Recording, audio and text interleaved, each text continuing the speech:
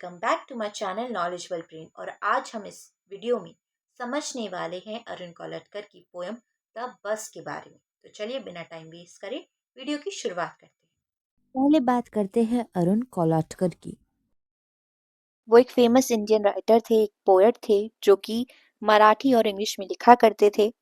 उनका काफ़ी unique style था क्योंकि वो ब्लेंड करते थे मॉडर्निस्ट सेंसिबिलिटी को लोकल इंडियन लैंडस्केप और कल्चर के साथ। उनके नोटेबल वर्क रहे हैं जिजोरी जो कि 1976 में आया है। मराठी पोएट्री में उनका फेमस है भिज की वाही। इसके अलावा जो इंग्लिश वर्क उनके फेमस है वो है काला घोड़ा पोएम्स, जो कि कलेक्शन है जो रिफ्लेक्ट कर रहा है मुंबई के अर्बन लाइफ को।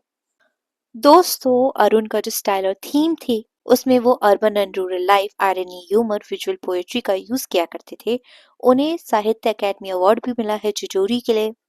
तो चलिए अब इस पोएम को हम समझते हैं। पोएम की शुरुआत में स्पीकर बोलते हैं, the tarpaulin flaps are button down on the windows of the state transport bus. इन लाइनों में वो कह रहे हैं कि बस की विंडोज पर टारपोलिन है, यानी कि प्लास्टिक की शीट लगी हुई है। मतलब बस जो है अंदर से थोड़ा बंद है। ये बताता है कि एनवायरनमेंट थोड़ा अनकंफर्टेबल है, कोल्ड है।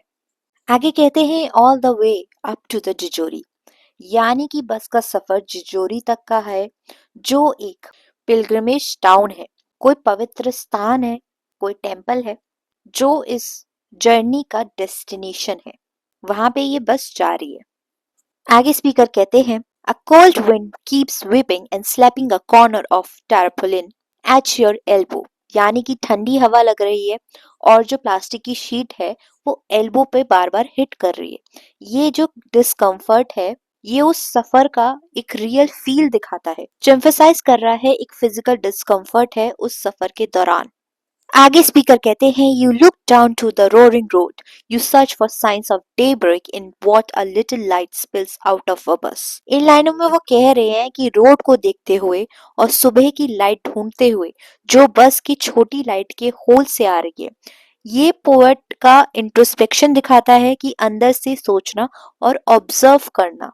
स्पीकर ऑब्जर्व कर रहे हैं उस रास्ते को, उस रोड को, और कुछ साइंस ढूंढने की कोशिश कर रहे हैं ताकि उस बस में कुछ रोशनी मिल सके। तो यहाँ पर रोशनी का मतलब लाइट भी है और साथ ही साथ एक उम्मीद भी है। जब हम किसी सफर पे जाते हैं तो हम उस टाइम पास करने के लिए इधर उधर देखते हैं, वही चीज को यहाँ पे स्पीकर ने लिखा है। आगे स्पीकर कहते हैं, your own divided face in the pair of glasses on an old man's nose is all country side you get to see. यहाँ पे स्पीकर कह रहे हैं कि ओल्ड मैन की ग्लासेस में अपना रिफ्लेक्शन देखते हुए वो वही तुम्हारे लिए कंट्री साइड है। ये पर्सपेक्टिव और पर्सनल एक्सपीरियंस का सिंबलिज्म है, यानी कि जो स्पीकर है वो अपना रिफ्लेक्शन एक बूढ़े आदमी के ग्लासेस में देख रहे हैं और वही बस एक नज़ारा है जो उन्हें देखने को मिल रहा है।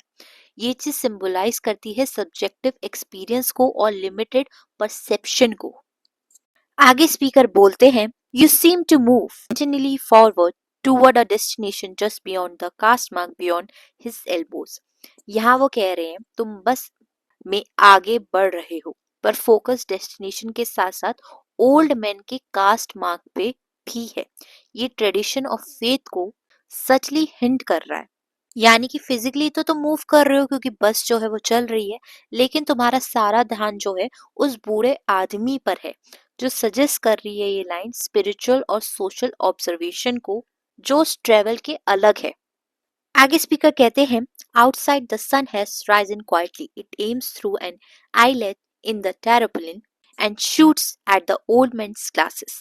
यहाँ पे स्पीकर कह रहे हैं सुबह का जो सूरज है वो शांत है और धीरे से आ रहा है, टेरापोलिन के छोटे होल से पास हो रहा है, यानी कि उस प्लास्टिक शीट से पास हो रहा है सूरज की कुछ किरणें, और जो ओल्ड मैन है उसके ग्लासेस पे ये सूरज की किरणें पड़ रही है। ये इमेजरी थोड़ी काम है, ऑब्जर्वेशन को दिखा रही है और एक मूड को क्रिएट कर रही है।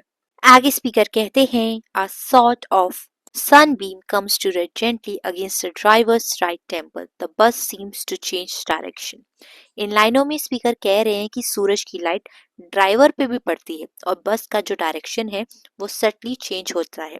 ये मूवमेंट थोड़ा मैजिकल भी है और सिंबॉलिकल भी लगता है, क्योंकि जो लाइट है वो इफेक्ट कर रही है ह्यूमन पर भी और एनवायरनमेंट पर भी, क्योंकि बस की डायरेक्शन चेंज हो रही है।